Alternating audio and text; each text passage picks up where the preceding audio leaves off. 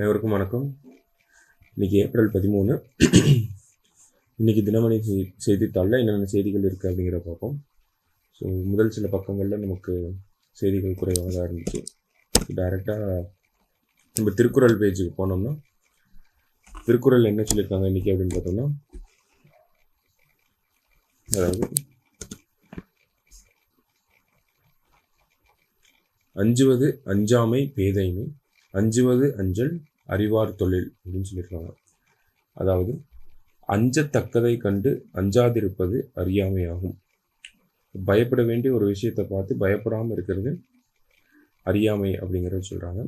அஞ்சத்தக்கதை கண்டு அஞ்சுவதே அறிவுடையவரின் தொழிலாகும் அப்படின்னு சொல்கிறாங்க. இப்போ பயப்பட வேண்டிய விஷயங்களுக்கு பயப்படுறது தான் ஒரு அறிவு மிகுந்த நபருக்கு உண்டான செயலாகும் அப்படிங்கிறத சொல்கிறாங்க. அப்படி தான் இருக்கணும் அப்படிங்கிறத சொல்கிறாங்க. பயப்பட வேண்டிய விஷயங்களுக்கு பயப்படணும். அப்படி பயப்பட வேண்டிய விஷயங்களுக்கு பயப்படாமல் இருக்கிறது சரியான நடைமுறையாக இருக்காது அப்படிங்கிறத திருவள்ளுவர் சொல்கிறாங்க. திருக்குறள் எண் 428, அதிகாரம் அறிவு உடைமை. ஸோ மற்றபடி செய்திகள் அப்படின்னு பார்த்தோம்னா மிக குறைவான செய்திகள் தான் இன்றைக்கி ஃபுல்லாகவே. ஃபுல் அண்ட் ஃபுல் எலெக்ஷன்ஸ் தான் இருந்துச்சு. ஸோ இங்கே ஒரு செய்தி இருந்துச்சு. என்ன அப்படின்னு பார்த்தோம்னா, இறக்குமதிக்கு மாலத்தீவு ருஃபியாவில் பணம் செலுத்த இந்தியாவுடன் பேச்சு அப்படின்னு சொல்லியிருக்காங்க. அதாவது இந்தியாவுக்கும் மாலத்தீவ்ஸ்க்கும் இருக்கக்கூடிய உறவுகள் அப்படிங்கிறது கொஞ்ச நாளாகவே ஒரு பாதிப்படைஞ்சு தான் இருந்துச்சு. ஓகேங்களா. ஸோ இப்போ இருக்கக்கூடிய மாலத்தீவு பிரசிடென்ட் பார்த்தோம் அப்படின்னா, மாலத்தீவு அதிபர் முகமது மூயிஸ் அவர்கள், அவங்களோட கட்சி எல்லாமே சைனாவோட ஆதரவு கட்சியாக இருக்காங்க. அதனால் இந்தியாவோட எதிர்ப்பு நிலைப்பாடை தொடர்ச்சியாக எடுத்துகிட்டே வந்தாங்க.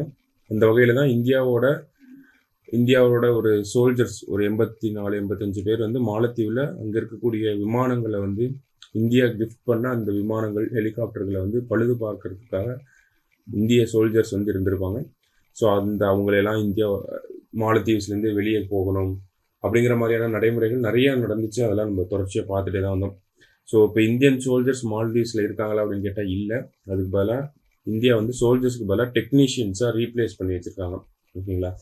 ஸோ இந்தியா மாலத்தீவ்ஸ் உறவுகளில் ஒரு சின்ன பாதிப்பு ஏற்பட்டிருக்கு அப்படின்னு நினச்சிட்டு இருந்த அந்த ஒரு தருணத்தில் தான் இப்போது மாலத்தீவ்ஸ் ஒரு ப்ரொப்போசலோடு நம்மக்கிட்ட வந்திருக்காங்க. என்ன அப்படின்னு பார்த்தோம்னா, கிட்டத்தட்ட ஒரு 78 கோடிக்கு, ஓகேங்களா, $78 crore இந்தியாவோட பொருட்களை மாலத்தீவுக்கு இறக்குமதி பண்ணிட்டு இருக்காங்க மாலத்தீவு நாடு. ஓகேங்களா. ஸோ இதனால் என்ன ஆகுது அப்படின்னு பார்த்தோம்னா, அவங்களோட பொருளாதாரத்தில் அந்நிய செலவாணியோட இருப்பு அப்படிங்கிறது ரொம்ப குறைஞ்சிட்டே வருது. ஓகேங்களா. ஃபாரின் எக்ஸ்சேஞ்ச் ரிசர்வ்ஸ் அப்படிங்கிறது ரொம்ப அடிபட்டு போகுது. ஏன்னா நம்மக்கிட்ட இருந்து ஒரு $78 கோடி வர்த்தகம் பண்ணுறாங்க. அதே மாதிரி சைனா கிட்டேருந்து ஒரு $72 கோடி வர்த்தகம் பண்ணுறாங்க. இதெல்லாமே இம்போர்ட் பண்ணிட்டு இருக்காங்க. ஓகேங்களா. ஸோ அப்போ கிட்டத்தட்ட பார்த்தோம்னா ஒரு $150 கோடி அவங்க சைனா அண்ட் இந்தியா கிட்ட இருந்து மட்டுமே இந்த ஒரு இறக்குமதி அப்படிங்கிறத பண்ணிட்டு இருக்கனால இது எல்லாமே அமெரிக்கன் டாலரில் நடக்கிறது அவங்களுக்கு பெரிய இழப்பாக இருக்குது. அவங்களோட ஃபாரின் எக்ஸ்சேஞ்ச் ரிசர்வ்ஸ் அப்படிங்கிறது ரொம்ப அடிபட்டு போகுது. ஓகேங்களா. ஸோ அதனால இந்தியாக்கிட்டையும் சைனாக்கிட்டையும் ஒரு பேச்சுவார்த்தைக்கு இறங்கியிருக்காங்க.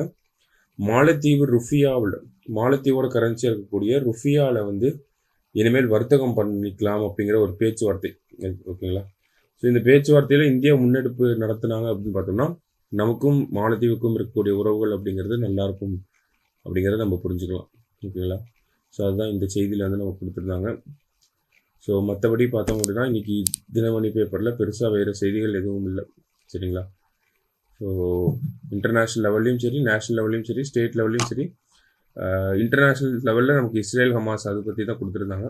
நேஷ்னல் லெவலில் எலெக்ஷன்ஸ் இருக்கனால தேர்தல் சார்ந்த செய்திகள் தான் அதிகமாக இருந்துச்சு. ஓகேங்களா. ஸோ மீண்டும் நாளை செய்தித்தாள் வாசிப்பில் சந்திக்கலாம்.